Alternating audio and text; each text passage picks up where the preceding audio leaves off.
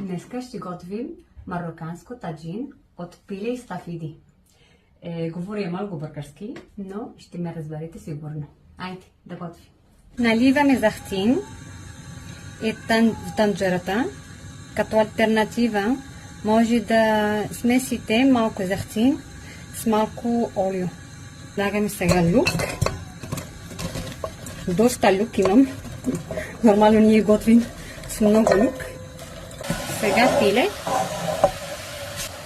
Оставяме ги на котлона за 5 минути, до когато люкът леко се готви.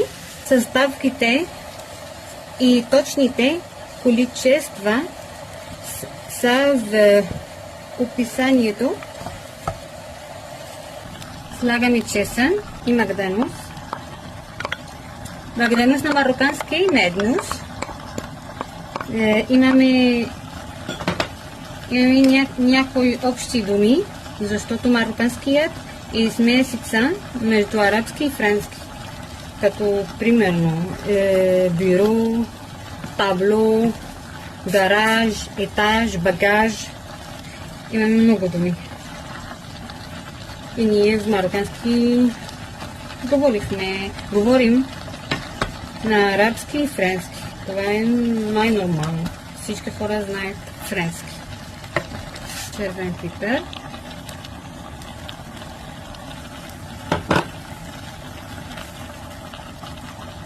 Черен пипер.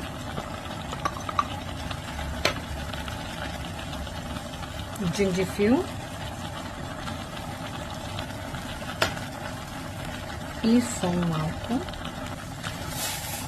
Чакаме горе-долу 5 минути още. Докато бъркаме.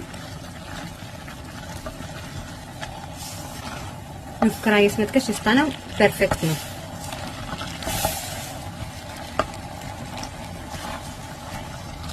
Сега стафиди и малко вода. Една чаша вода горе-долу, която достига до средата на пилето. Оставяме да какри, до когато се получи гаст сос. Не бива да е супа. Готви се от 1 час. Така трябва да станат лука и стафидите. Гледайте стафидите. Така трябва да стана гаст сос. Готово е. Сервираме с маслини.